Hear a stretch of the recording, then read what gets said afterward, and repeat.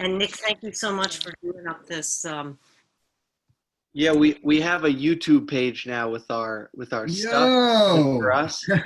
So I can tell it's called, the person's name is Alexander, but the page is Alexander Columbia MFA 22. But I can send a screenshot of that. Yeah. So that it was Jean's idea that we can kind of like upload if we do scene work, you know, we can maybe upload it to there and then she can see if we wanted to. Or so if anybody has stuff they want to upload, send it to me and then I can upload it, or I'll send you the password. That seems wiser. Yeah, I think that's wonderful. It'll be really fun for us to explore things. So hopefully more people will come in, but it doesn't matter if they don't. We'll just have a wonderful class. What's on anyone's mind? Because I sort of thought it would be very helpful for us to really think, hi Mash, how are you? To sort of really understand how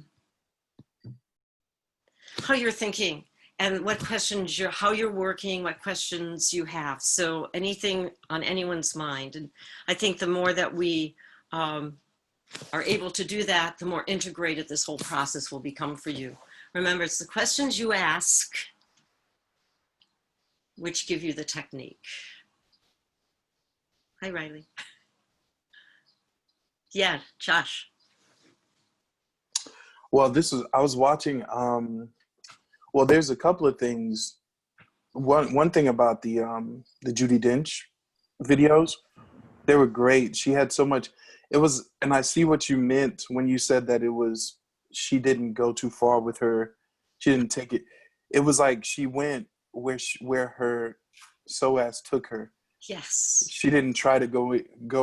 And it was like there was so much ease in her system around the emotion that she just allowed it to come up as opposed to bearing down on it and trying to make it something. That's exactly right. That is beautifully understood. And I was thinking this morning of just, saying to you all too, she's theatrical. And that's a good place to begin to explore your theatricality. Now, that does not mean personal. We would hear that maybe, and we would think it would be something to do with our personal emotions, but it doesn't. It has to do with how do you use the space? How do you stand in the space? How do you walk across stage in the space? So those are things to look at too, and we'll play more with that. But Josh, that is absolutely right, how she works. Also, I think I sent you the one, because there are several on there of when she does the concert in 2010. And I think I sent you the one where she's walking across the stage and, so you can sort of sense how the earth rises up on her. Mm. She also has this extraordinary sense of roundness that is amazing. So other observations from the video or questions, ways that you've been working? Yeah, Nick. Not Nick, George. I actually, so watching the later one, the 2010, I found myself really captivated because it didn't feel like she was singing really. It almost felt like she was speaking directly to me.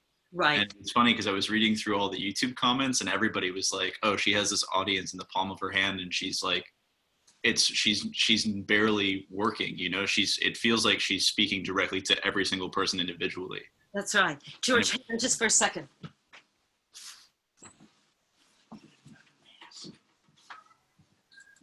I just have to get my husband a mask. So.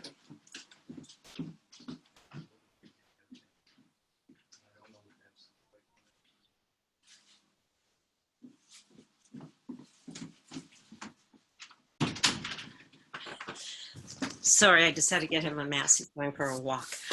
So yeah, I think that is, it's very interesting. It was also interesting to read the comment by Sondheim that was the best performance he did. That was the closest to how he understood that song, which was its anger, Yes. Right. And I'd seen that too, where there was people mentioning that, he'd written it, like the sentences short on purpose. And I'd even noticed too, listening to it, some of the writing, there's a lot of like consonant sounds that are close together, like two T's, that make it sound very clipped.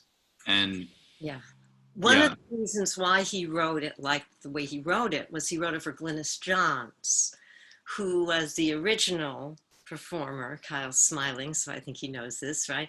And Glynis Johns was a complete non-singer, and so he had to write these very short phrases. But Sondheim in general writes short phrases. If you know ever look through this body of work, you know, even not while I'm around, or even the more of the lyrical pieces, they are in these short phrases. But that was sort of an intentional thing of doing short phrases so that she could do it, because, you know, she couldn't really sing much at all.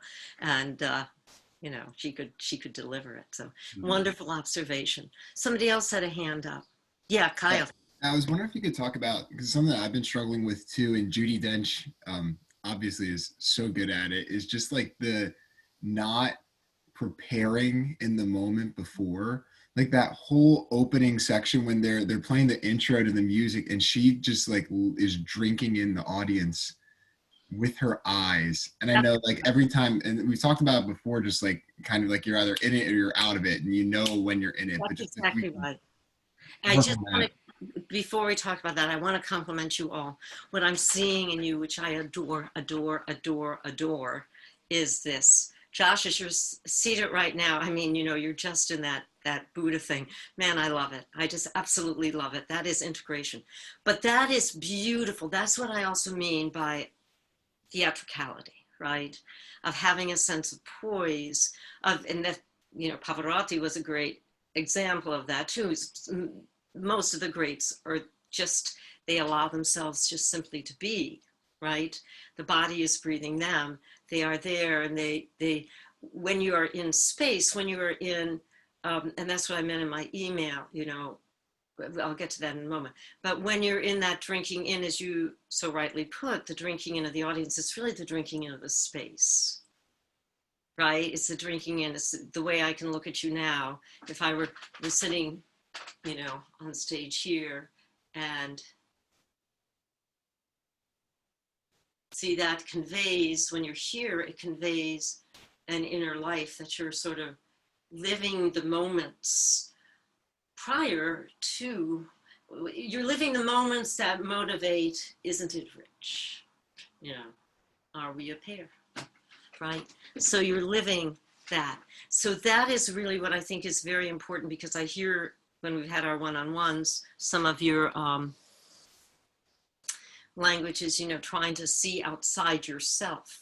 And I don't want that to be a confusing thing, because, you know, everyone maybe has a different interpretation of that. But in generally, if you are trying to see outside yourself, you're like this, right? If we're still inside ourselves, trying to look out, we get blank, we get deadened. But if we're here, that's a different world. Do you agree with that? What do you see in that? What's the difference? How do you come to understand that in yourself? Yeah, well, what you just said about you can't go inside to look out, or like it stops and that's what deadens you. It's like there is that distinct, it does feel like even like watching, it's like a flip being switched between that internal and external. Like there is no middle ground between it. And you have to be able to do that. You have to be able to mirror for your students, right? What is the one way? What is the other way? Because then that's technique. Then you're understanding what that is. It becomes a facility, correct? I mean, there's a facility. That's what technique is. A facility to get into that receptive, open state that allows you to see presence, right? I mean, that allows you to be big when you're on stage, and being big when you're on stage is not,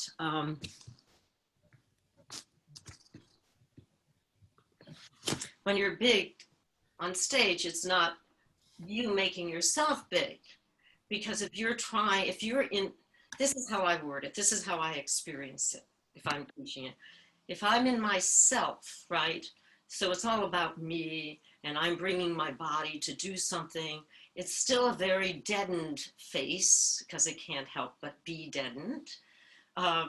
So you're sort of inside, and your teacher tells you to be big, so you try to be big, or you try to project So all that language trying to project, we're doing it from the head. But if you're here, right? This is a sense of beingness. This is an organic sort of quality of self, of just being here. And you're just here. You're just here. And being just here translates to being integrated. So integration is so as diaphragm, right? It's this thing that I'm seeing in you more and more and more and more and more, which is wonderful. Questions about that, observations? Yeah. Nick. Okay. I was, it's actually funny. My question was almost exactly that, Kyle.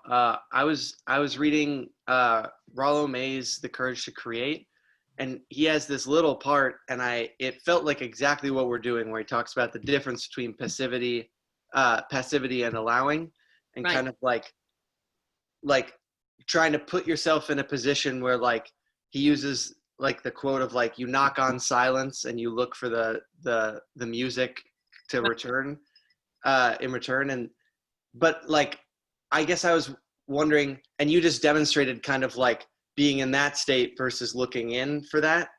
But I'm wondering, and I think this is just Alexander technique, like I think I already know the answer a little bit to this, but what are ways to try and like encourage that behavior in yourself when you're like let's say you go up on stage and you're like, I'm going to need to be in that state.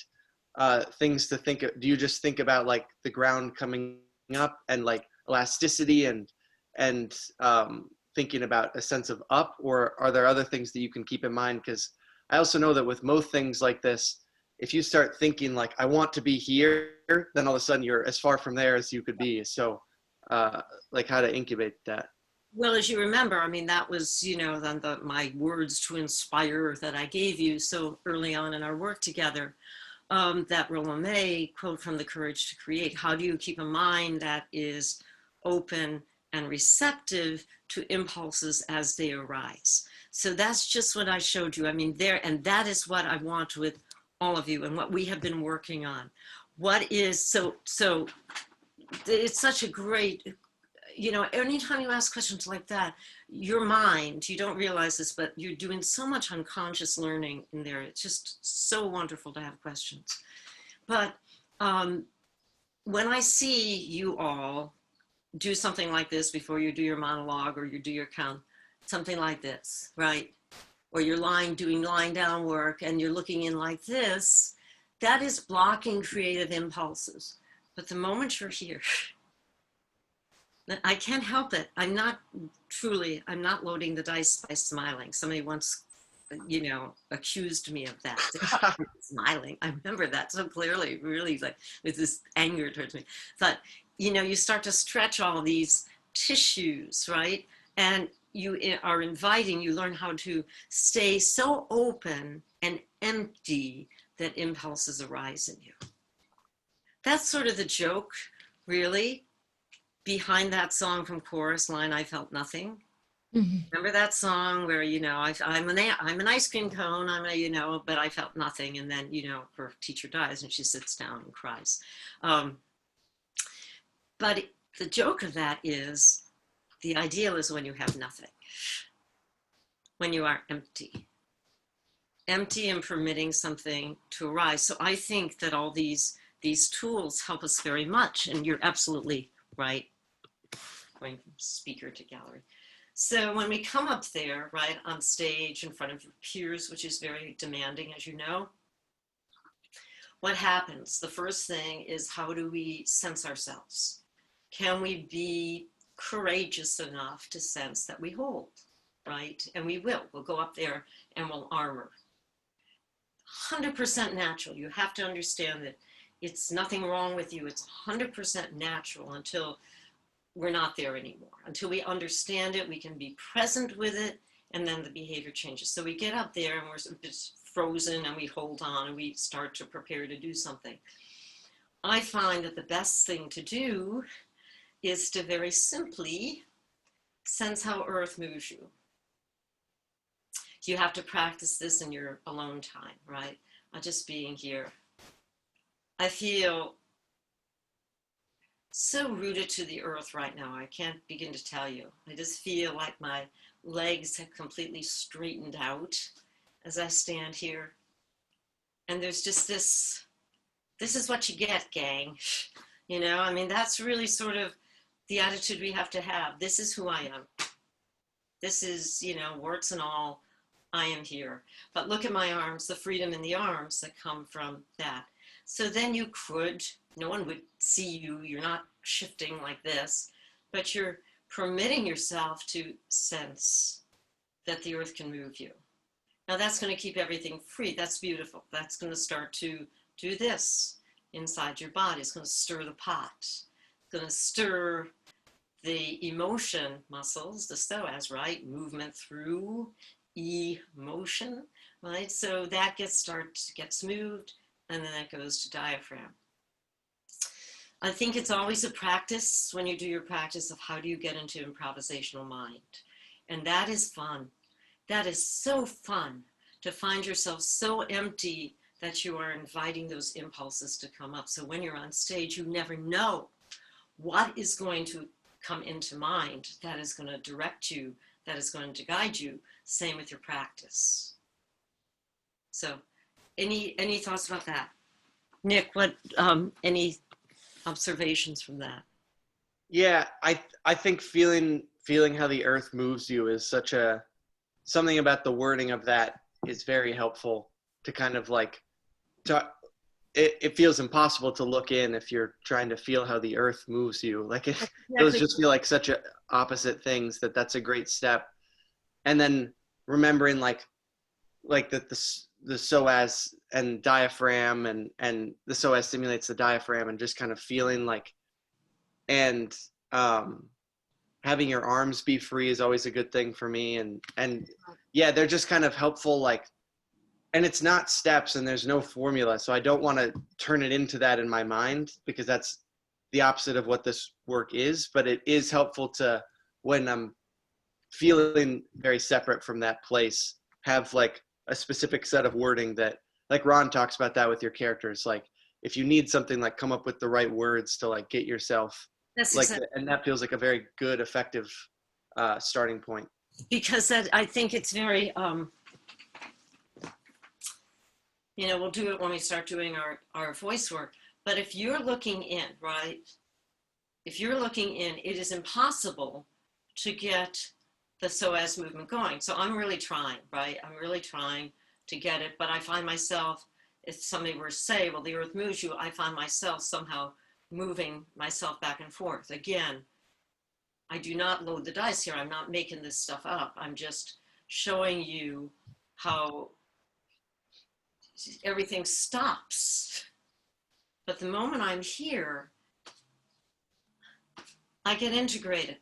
Those muscles start to work. And I think it's a really great practice for you, you know, put up your screen, you know, start, you know, the Zoom is free for just a one-on-one, right? So you could even start a Zoom meeting or anything that gives you a big screen and just look at it, just look at yourself, right? And can you be in this drinking mode? You know, it's also going to help you. Hannah can probably talk a lot about this, about on-camera work. How do you engage? How do you be in this place? But as soon as I'm here, and in terms of the arms, again, Nick, that was fine. But I don't want you to think, okay, I have to get my arms to be free. The freedom in the arms is a result of being in this thing. So it's like you're always coming back to what is my integration. You know, when I do anything that I do, any movement work, you know, in Mike Feldenkrais, am I coming from this place of listening? That's another huge thing, Nick, that in terms of Rollo May's book, the ability to listen. And what does that mean? Is it listening like this, looking in to listen to try to maybe hear something? Or is it here? That's a different world, right? Whatever you sense from me, whatever words come up into your mind to describe what is going on in me when I'm here. Right, let me just.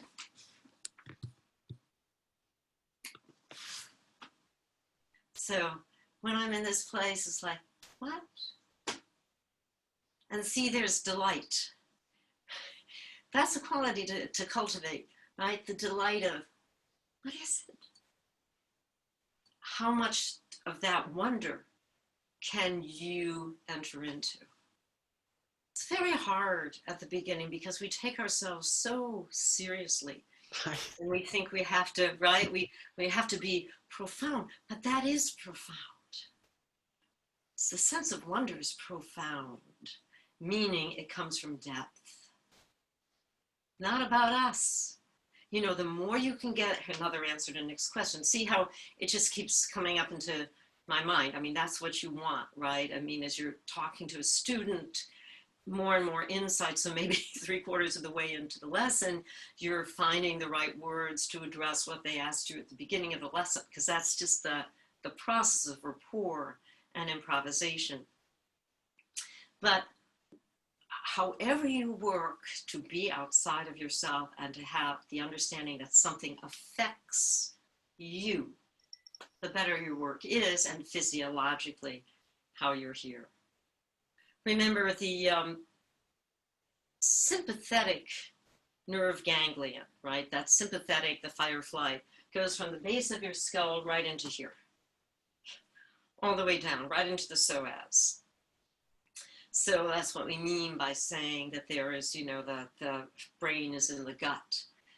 Rolomé is right when he says there is no difference between biochemically, and I don't remember this exactly, but it's the point is there's no difference biochemically between creativity and fear. Hence the courage to create. So when you never have to say, oh my goodness, I'm feeling so nervous, or I'm feeling all of this rumbling and stirring, you want that. You want that. It is just how can you stay present and encourage that. So I'm a great believer, and this is how I worked with myself, of being by myself and letting myself feel, and I've said this to you before, utterly exposed, right? Utterly bare, utterly open. And to address, you know, it's not there so much anymore at all. But at the beginning, I would feel that, right? And I let myself feel that. I let myself feel that. I mean, what is the fear about? Is it not being good enough? Right? It could be any number of things. It doesn't really matter. It could just be simply plain old physiology, that when you start to work in this way, there's a release of adrenaline. That's the courage it takes to create, to be in that open state. It's much easier to armor, much easier to hold on to oneself and to grip and to prepare than to de-prepare. So thoughts about that? Yeah, Mash. And then Hannah. It makes me, the up energy makes me think about, I mean, not looking in, makes me think about, I don't know if y'all have seen the memes about like bugs. And people have just been saying, why do bugs come inside when they have the whole of outside?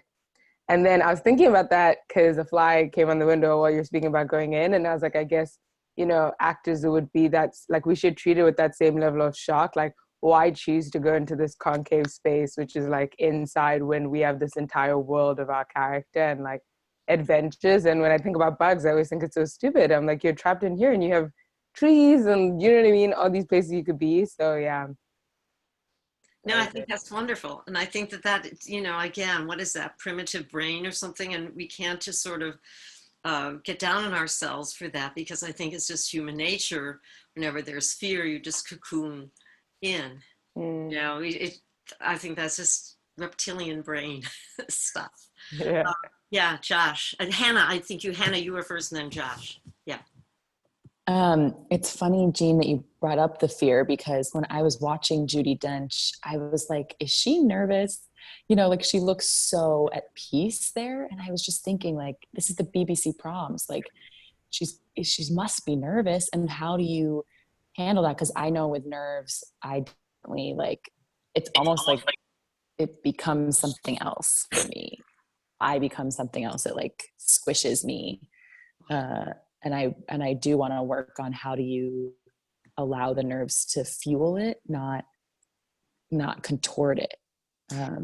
Beautifully put, Hewlett. And I think it's being present with it from my experience, right? From my experience of that is that the more present you are with going out there, and you know how she was. Now, of course, it's, 2010, how old was she there? How old is she now? Right? So a decade ago.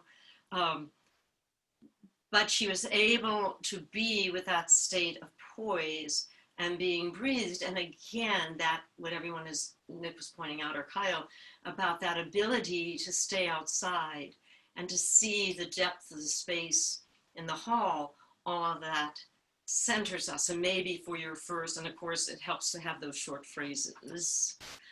So you're not spinning out long lines right away, but you become more and more present with it. And the more invitational you are, the more invitational when you first get on stage of inviting the space in. And this is how I word it to myself. This is my experience of, I would say for me, it's inviting the audience into the space.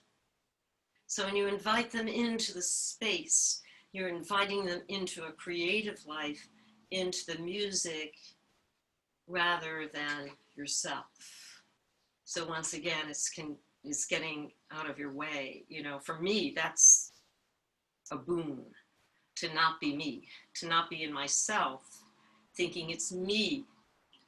The moment I would think it would be me, I would have lost all sense of grounding in my being. I would be up here. That's, just going to be de facto, right? It's all going to be from here.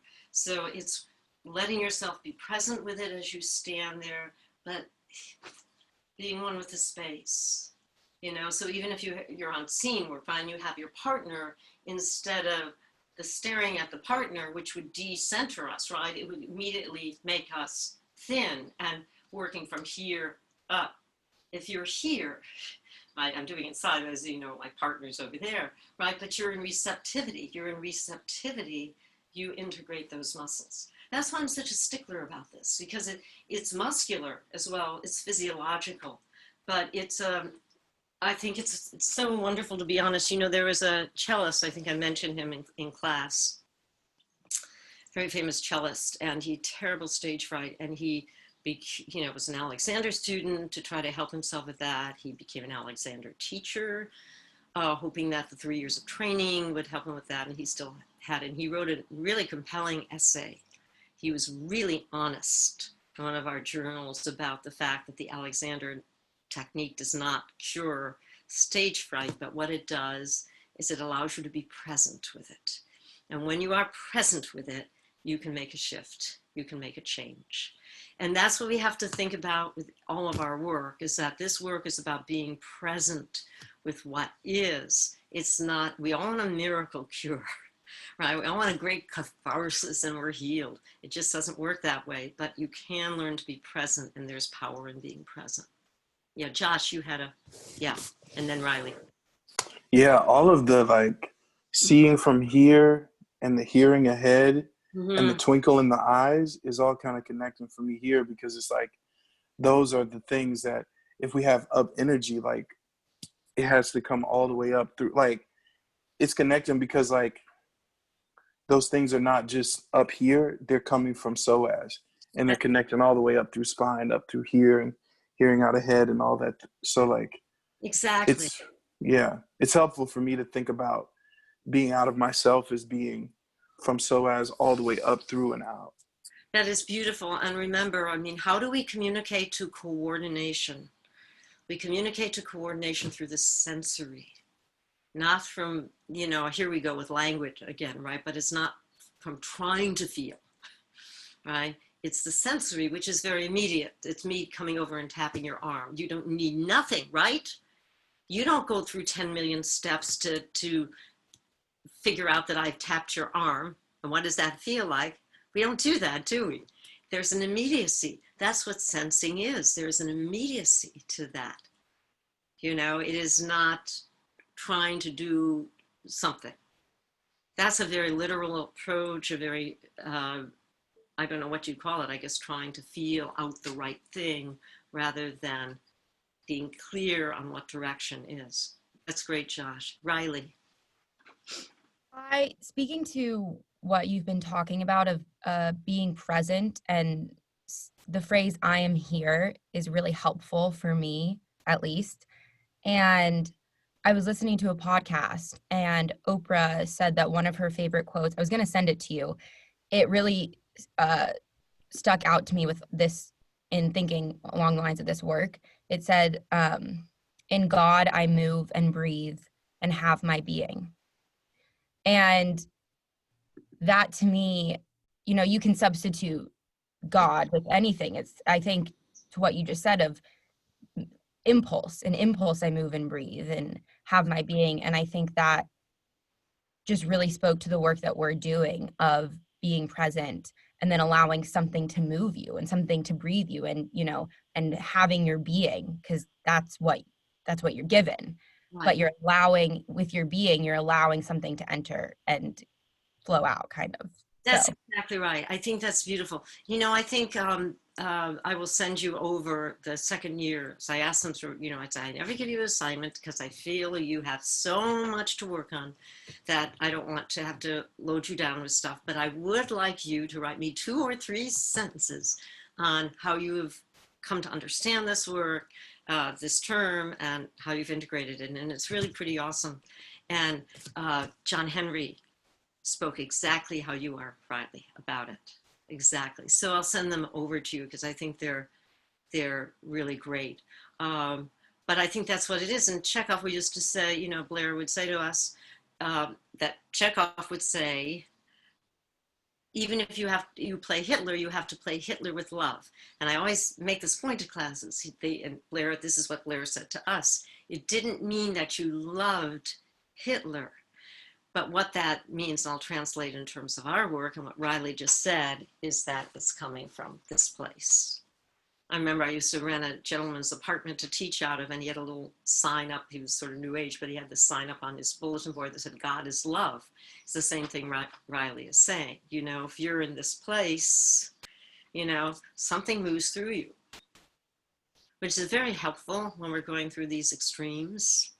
You know, at least in these moments of doing our work, we can feel full. We can feel open, connected to something profound, that sense of wonder, that sense of delight. When we use that word profound, it means depth of being, or at least I'm making that up. Somebody else have an observation? So what I'd like to do, let's do our voice work. Sorry, I think Jay had his hand up. Oh, sure. Okay, yeah. I was just gonna say that I watched a video of Patti LuPone's Tony performance of Evita from, I think, the early 80s. Right.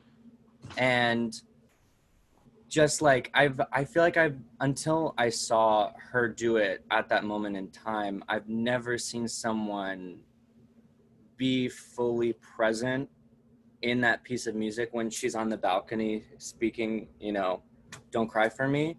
I mean, she has an incredible instrument, but at the same time, she brought everyone in to be, you know, right here with her. And then her arms, like that kind of iconic thing that everybody's copied from her, of her arms going like this, they look like they were on strings. Right. They just lifted up. And her, along with Donna Murphy as well, in terms of like musical theater, folks who are kind of, I don't know, there's just like this length and up with both Right. Patti and Donna specifically in Passion, of like, it feels like, I know that they're technically doing gymnastics, or, you know, that they've done all of that work vocally, and it just is coming from the same crying place that we're all kind of Because that's developing. technique. So as diaphragm, now, you know, not for nothing, Patti was in that class with Kevin Kline and Mandy Patinkin, and they were, you know, Judy Leibowitz. Kevin Kline is so awesome. my husband played Pirates of Penzance on Broadway, keyboards for it. But the production before it went to Broadway was in the park, and there is actually a video, a VHS of that. I don't think it's in DVD now. And just watching Kevin and his physical movement is just off the charts. Now, Kevin, I make this point, Kevin Kline would have been Kevin Kline without Alexander technique. But he did say that that was the most important part of his training at Juilliard, was his Alexander work. He met one of my students at a bus stop, and they started talking because she was deciding between NYU and Juilliard. And they started talking about Alexander. And of course, whenever we refer to Patti LuPone, we have to call her genius. You know that, right? And why is that? It's because she complimented me. So anyone that compliments you is genius. They can do no wrong, that they're great artist. But it is very true, very true. And she's had a good career, hasn't she? Really good. She's in something now, right? Yeah, she's in Hollywood, that Netflix show. I'm so proud of her for working, and Company she was just in. Oh, yes, I know. She was in Company, and there is a clip, because I was telling Kyle about one of my favorite shows, and then I start to fantasize like, oh, well, we'll have all our students do scenes from Sondheim. But it's Assassins, the Stephen Sondheim show, which I think is great. And I was telling Kyle about what a wonderful singer Neil Patrick Harris is. And he was in that Company. Did you see that? Have you seen any clips from that on YouTube? Yeah. The Lincoln Center one from not too long ago? Yeah, I think so. Right. He does. Jean, what is your Patti LuPone story? So when we came to New York, my husband got an ASCAP musical theater grant to write a musical with a librettist. And he found this librettist, Peter Knopf, who had written a libretto on Falstaff. And so what they would do is that they would work on it, and then they would present their material to this panel of musical theater, people from the Dramatists Guild, big name performers, etc. Stephen Sondheim, all of that.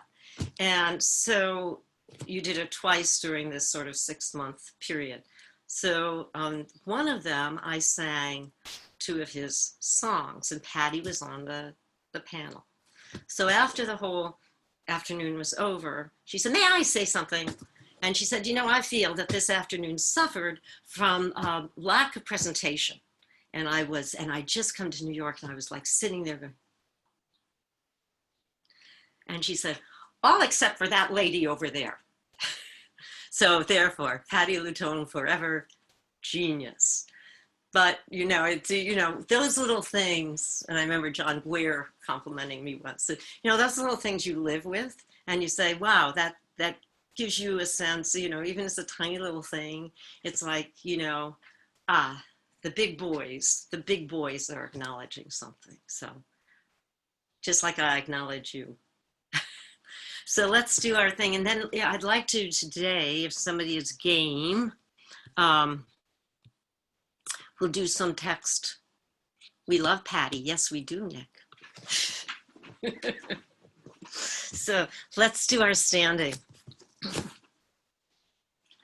And just get into your thing. Oh, I also want to say to you, I would love it if you're up for it, especially when we start to do our one-on-ones, to do some musical theater stuff, since you have to do it, or songs. And as I've been saying to Nick and Josh Kim, because I don't know how to do this, but there is an app that you can get called App Accompanist, and it looks quite good. It's a subscription series, and I'm willing to get it and then make MP3s for you to practice with. So if anyone has, songs they like, shoot me an email.